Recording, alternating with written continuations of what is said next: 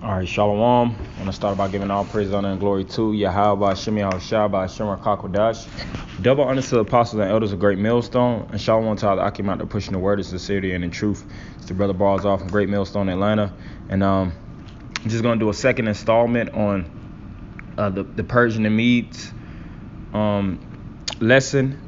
You know, me and the brother Kasha Kwala actually did a part one a couple weeks back, and I just want to do the second installment going into our interaction in the Persian and Medes Empire. What were we doing as prophets and men of God when we were under the servitude under the Persians and Medes, and also the fall of Persia? Because the previous one we went into the establishment of the Persians actually taking down the Babylonians and raising up and actually taking the captives of Judah, Benjamin, and Levi, and actually putting them in the Persian and Medes lands. All right, you read that throughout the book of Daniel, which also Persia is the represents the chest of silver, if I'm not mistaken. All right, because Babylon was the head of gold. You know, you have the thighs, which is the brass, and you have the the 10 toes, which is the miry clay, which each and every one of them represents a specific kingdom. All right, succeeding kingdoms that would actually, take the throne after other kingdoms fall. And I'm focusing on the Persians and Medes right now, because through the Spirit did Babylon and Persia, and Lord willing I'll do Greece. Oh, and excuse me, also Rome. Rome also, and then the 10 toes. So this is like I said, going to be the middle segment of what we were doing as men of God, which you read about the Persians and the Medes through specific books as Ezra, Nehemiah, which Ezra is a continuation of the book of Ezra, and you have the book of Esther. All right, and you also have individuals like Haggai, different prophets that actually were in the times of the Medes and Persian captivity, and they were prophesying. They was establishing the temple. You had Torah teachers such as Ezra that was teaching the scriptures and building Jacob during that time. So I want to go into a little bit of this timeline, and I'm gonna go into us in the time of the Persians. So I'll start at 553 BC. It says Cyrus the Great successfully rebels against the Medes and establishes the Achaemenid Empire of Persia. Right, and the Achaemenid Empire was coined from a king Achaemenes, and they named the Achaemenid Empire such, through this individual. And the Persian and Mede Empire, which was a joint empire, the Persians and the Medes. That's why when you read in Daniel, it speaks about the bear that's lifted up, and one side is elevated higher than the next. The Persians took down the Medes, and it was a joint empire. All right, the Persian and the Medes, or people call it the Medo-Persian Empire. All right, which started with Cyrus the Great actually, taking down the Medes, and they also took down the Babylonians also. So 539 BC, I'm gonna jump. Fall of Babylon, conquered by Cyrus of Persia, return of the Jews. Right, and you read that in Ezra, if I'm not mistaken, the 3rd chapter. You can read it. The whole book of Ezra actually goes to Cyrus actually granting us the authority to go back and establish the building the building construct of Jerusalem, because during the time of the Babylonians, they broke us down and plundered our temple. All right, they took all of our goodly treasures out of the temple. They took the menorah. They took the righteous men, the establishers, the nobles, the builders, the artificers, and they left nothing but the poor and the wretched among the people in Jerusalem. All right, so they basically took the highest echelons of Israel and brought them into the Babylonian captivity. And when Persia took down Babylon, they took the spoil, which was us. And through Cyrus, he granted us leeway and passages to return to Jerusalem and to rebuild Jerusalem. All right, rebuild the temple. All right, so 530 to 522 BCE, reign of Cambyses II of Persia.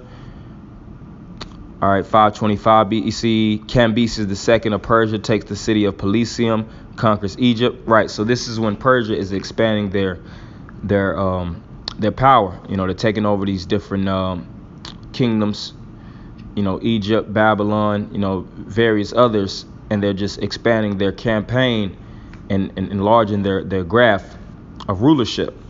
525 BCE, Cambyses II of Persia invades Egypt and uses Baset's image to force Egyptian surrender at the Battle of Pelusium.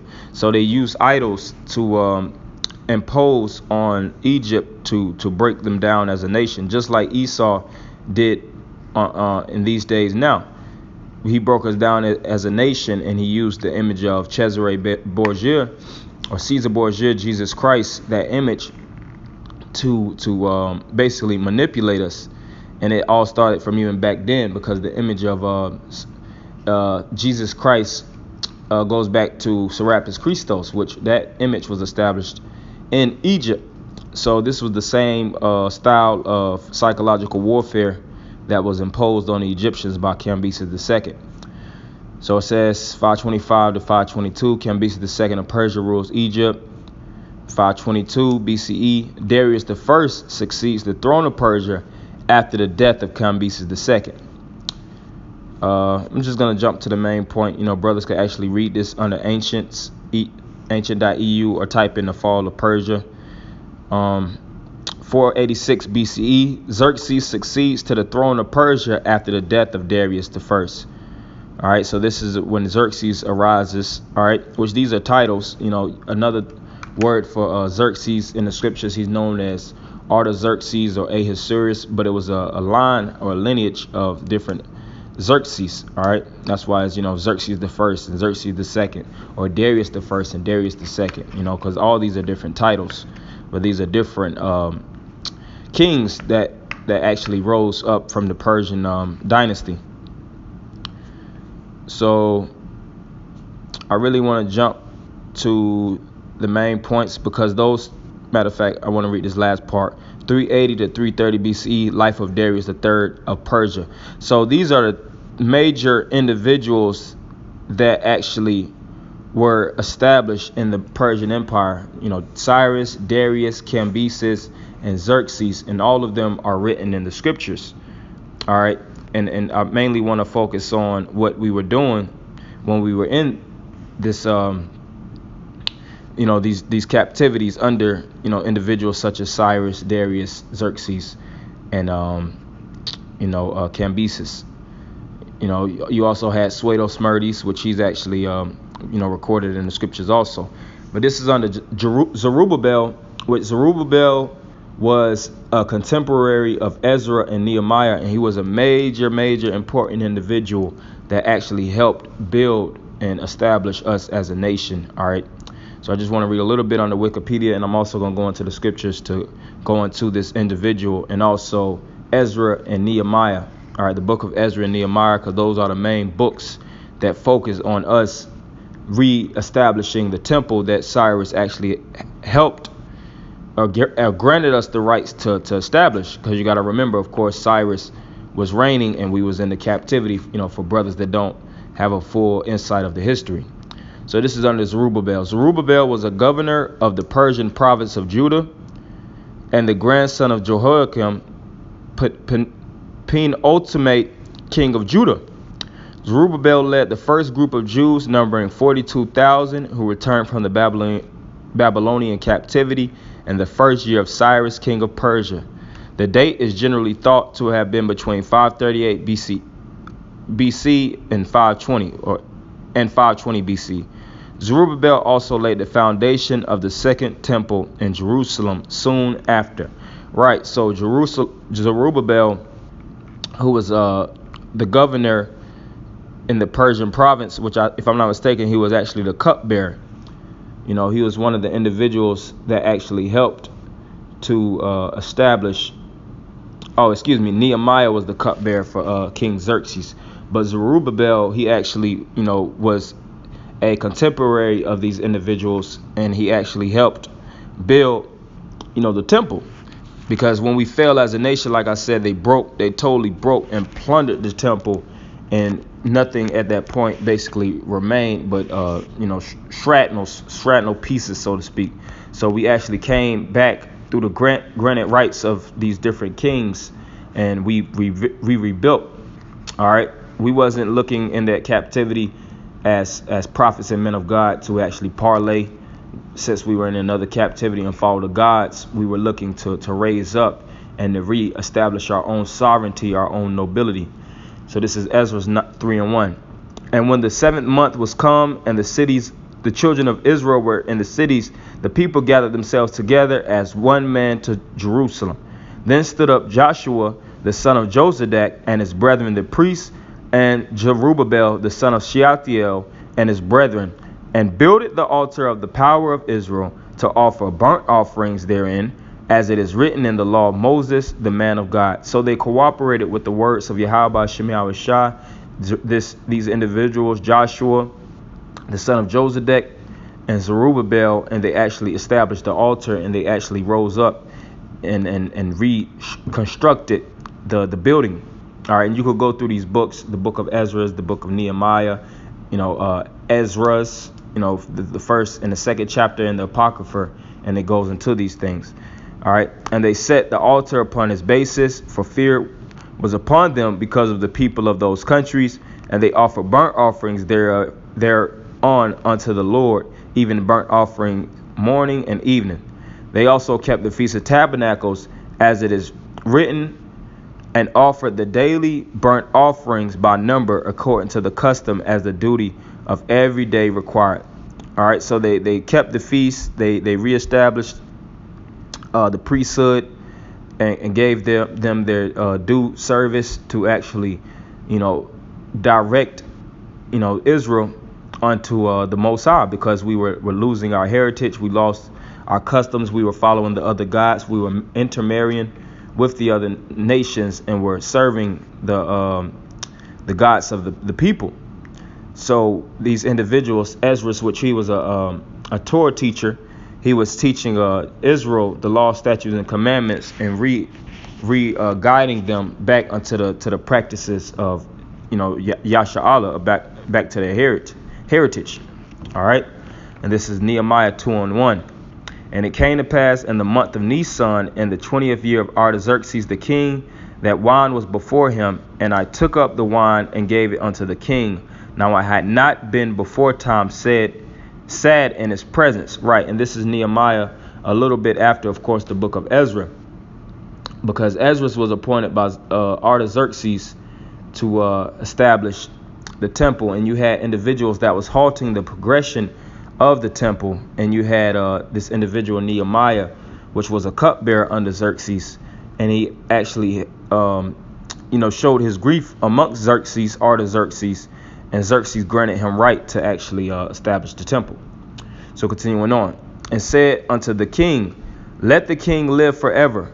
Why should not my countenance be sad when the city, the place of my father's sepulchres, lieth waste, and the gates thereof are consumed with fire? Then the king said unto me, for what doest thou make request? So I prayed to the power of heaven, and I said unto the king, if it please the king, and if thy servant have found favor in thy sight, that thou wouldest send me unto Judah and unto the city of my father's sepulchres, that I may build it. So this individual, Nehemiah, was looking to build and reestablish Israel. That was the grief that he was feeling. All right, he wasn't grieved because he wanted more income and wanted a better house in Persia. All right, he was grieved because he seen the fall of the nation of Israel, and he saw that everything that they had established in his grandeur and his glory was laid waste. All right, and there was not but a very few amount of men that was willing to take their resources and take their time and energy to establish that building construct, which it took a lot of time. It was a full scale investment. All right, just like us brothers now re-raising up the tabernacles of David. All right, this is a full scale work. It takes blood, sweat, and tears and heartache to actually construct. So continuing on, and the king said unto me, the queen also sitting by him, for how long shall thy journey be, and when wilt thou return? So it pleased the king to send me, and I sent him at time. So he gave Xerxes Artaxerxes a specific time, and he went on about his business to go and reestablish the temple. So that's really the main point in this specific chapter. And, of course, it goes later on the different gates actually building in Nehemiah in the 3rd chapter. The sheep gate, he had the fish gate, the dung gate. If I'm not mistaken, they had the horse gate. These individuals were putting a full-scale investment on building and repairing, refurnishing this temple. This is a major part of the history of Israel. And I want to jump down to, matter of fact, bear with me, to the main point, because after they actually established it, you had Jake that was still complaining. They felt like it wasn't like the previous building construct, the previous temple that was established. But I'm gonna read this part, Nehemiah 4:14. And I looked and rose up and said unto the nobles and to the rulers and to the rest of the people, be not ye afraid of them. Remember the Lord, which is great and terrible, and fight for your brethren and your sons and your daughters, your wives and your houses. And it came to pass when our enemies heard that it was known unto us, and the Most High had brought their counsel to naught, that we returned all of us unto the wall, every one unto his work. Right. So Nehemiah, which he was over the temple walls, he actually with the men around him, the nobility, they actually had swords beside them, because individuals were looking to destroy the establishment. All right, they seen Israel raising up and they conspired to come against them. I think it was this one individual, Sanballat, who was looking, if I'm not mistaken, he was a Syrian, and you also had an Ammonite that was looking to come against this building. All right, and that's why individuals said, what building will you build? This is for our power. You have no business building with us, because they were looking to come against them, and basically desecrate the building of the establishment. All right, the building of the temple. All right, so it says, and it came to pass from that time forth that the half, verse 16, of my servants wrought in the work, and the other half of them held both spears and shields and the bows and harbingers, and the rulers were behind all the house of Judah. So you had the individuals that was building a wall, like it says in the 17th verse, and they was holding the weapons and their second and their sheath, so to speak, to actually defend themselves. So of course later on in the chapter you had chapters, you had them that fully established the construct, and you had Jake that still was being rebellious and still following the other gods. All right, and you had individuals such as Ezra that had to reconnect Jake back unto the Torah, the Torah, which is the law. And this is Nehemiah 8:1. And all the people gathered themselves together as one man into the street that was before the water gate, and they spake unto Ezra the scribe to bring the book of the law of Moses, which the Lord had commanded to Israel. And Ezra the priest brought the law before the congregation, both of men and women, and all that could hear with understanding, upon the first day of the 7th month. And he read therein before the street that was before the water gate, from the morning until midday, before the men and the women, and those that could understand, and the ears of all the people were attentive unto the book of the law. So everybody came out to the water gate and listened to the book of the law through Ezra's the scribe, because they had finished building the temple. And Ezra the scribe stood upon a pulpit of wood, which they had made for the purpose, and beside him stood Mattathiah and Shema and Ananiah and Urijah and Hilkiah and Maaseiah on his right hand, and on his left Pedaiah and Mishael and Malchiah and Hashum and Badana, Zechariah and Meshullam. And Ezra opened the book in the sight of all the people, for he was above all the people, and he opened it all. And when he opened it, all the people stood up. And Ezra blessed the Lord, the great power. And all the people answered, Amen, Amen, with lifting up their hands. And they bowed their heads and worshiped the Lord with their faces to the ground. So these individuals actually reattached to the Lord, and you had righteous men that was educating Israel to follow the righteous paths of Yahweh Shema Shah, both men and women. And you still had hard-headed Jakes that still was bucking up and that was still following other gods. When you read, later on in the chapter, and you had Nehemiah that was basically going to jump on Jake because Jake still was defiling the temple. Later on, you had individuals that was establishing their own rights. They were looking to, have, since they had a little form of liberation, they was taking full advantage. And you had the righteous men that was rebuking Israel. And this is Nehemiah 13 and 15. In those days saw in Judah some treading wine presses on the Sabbath, and bringing in sheaves and lading asses, as also wine, grapes and figs, and all manner of burden, which they brought into Jerusalem on the Sabbath day. And I testified against them in the days wherein they sold victuals. There dwelt men of Tyre also therein, which brought fish and all manner of war, and sold on the Sabbath unto the children of Judah and in Jerusalem. So Israel was still buying and selling. They were still defiling the Sabbath, working on the Sabbath when that was commanded for us not to do so. And that's why we were still falling even when we built this temple. That's why we still had to go through more captivities, such as the Grecian captivity, the Roman captivity, the American captivity, because we still were being hard-headed and stiff-necked. All right, like it tells you in Deuteronomy how Jeshurun waxed fat and kicked, and then they rebelled. Jeshurun represents Israel actually waxing fat, meaning getting certain substance and resources, for instance the temple, and then they rebelled against the Most High, just like in the days of old. So verse 17, then I contended with the nobles of Judah and said unto them, what evil thing is this that ye do, and profane the Sabbath day? Did not your fathers thus, and did not our powers bring all this evil upon us and upon this city? Yet ye bring more wrath upon Israel by profaning the Sabbath.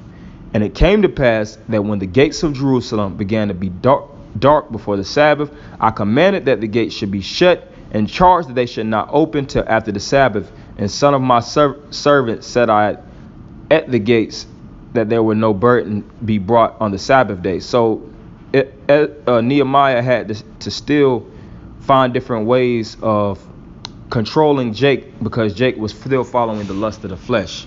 All right, verse 23, I'm going to jump down. In those days also saw I Jews that had married wives of Ashdod, of Ammon, and of Moab. And their children spake half in the speech of Ashdod, and could not speak in the Jews' language. Right, and that's when we were slowly losing our heritage, because we started to follow the gods of the other nations, following the women, and actually attaching ourselves to foreign heritage, starting to become strangers, and later on in history becoming full-fledged Gentiles.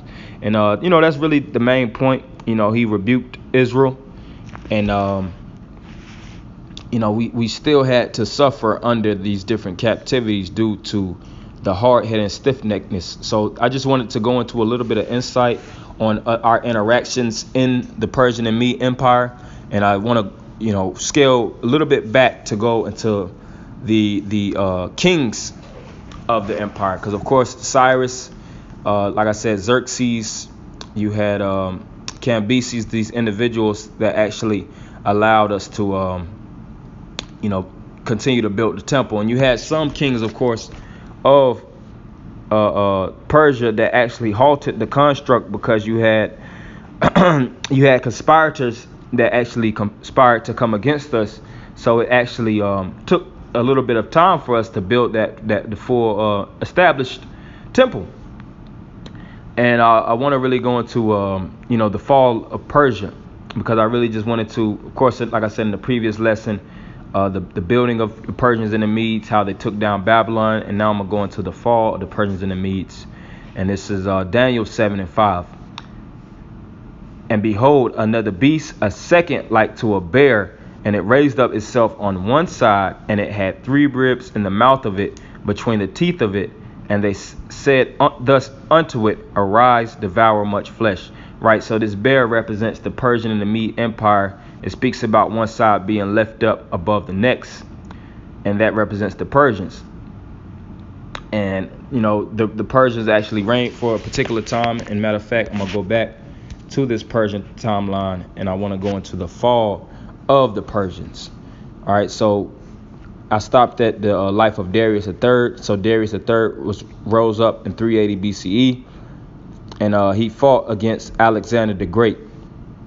All right, and he fell to Alexander the Great because when Persia was raising up and it was expanding their campaigns and expanding the dynasty and the empire, so was also the Greeks.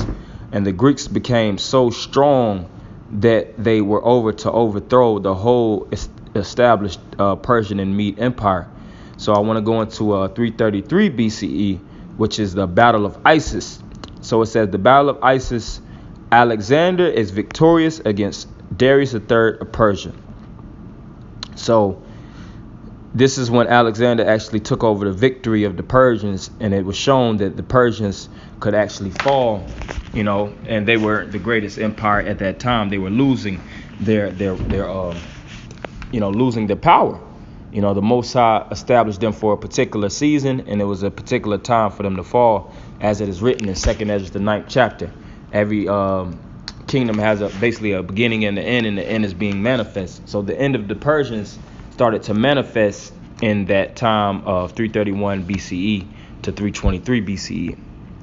All right, so 330 BCE, it says, Death of Darius III and end of the Achaemenid Empire of Persia. So the Achaemenid Empire, or the Persian Empire, fell at 330 BCE, and the next succeeding kingdom would be Greece.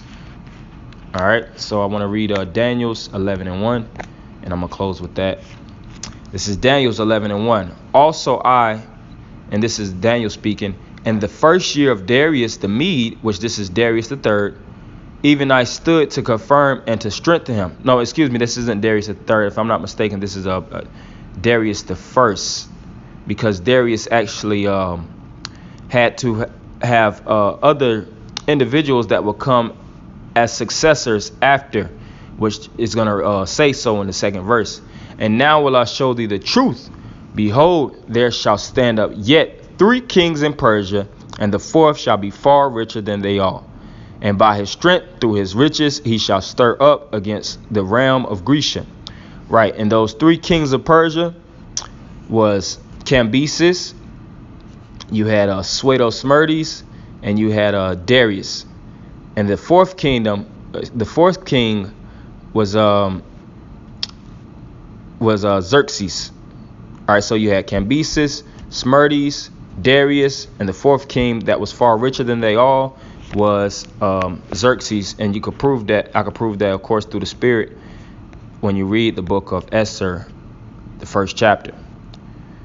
So it's Esther 1:1. Now it came to pass in the days of Ahasuerus, this is Ahasuerus, which reigned from India even unto Ethiopia over 120 provinces.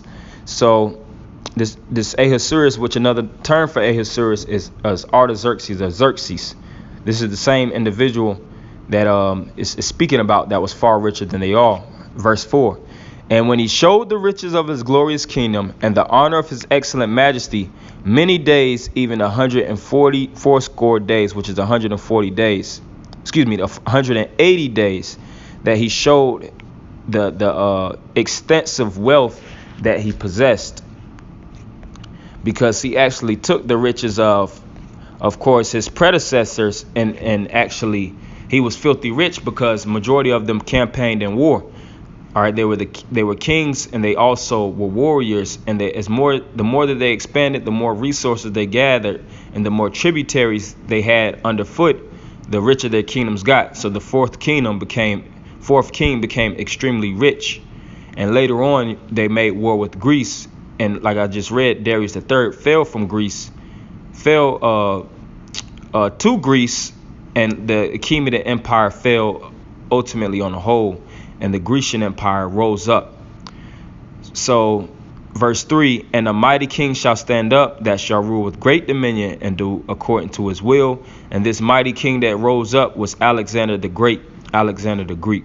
So I want to end it by end it in this specific segment, because I'm going to go into the Greek rule and go into actually Alexander the Great and the individuals that established themselves, and also our interaction in the Grecian Empire. What was we doing in Greece, and what was our mindset as prophets, men of the Lord, that was in subjection under these empires. So I want to end it by giving all praise, honor, and glory to Yahweh, by Hashem, Yahweh Shah, by Hashem, Rakakwadash. Double honors to the apostles and elders of Great Millstone, and Shalom Akim.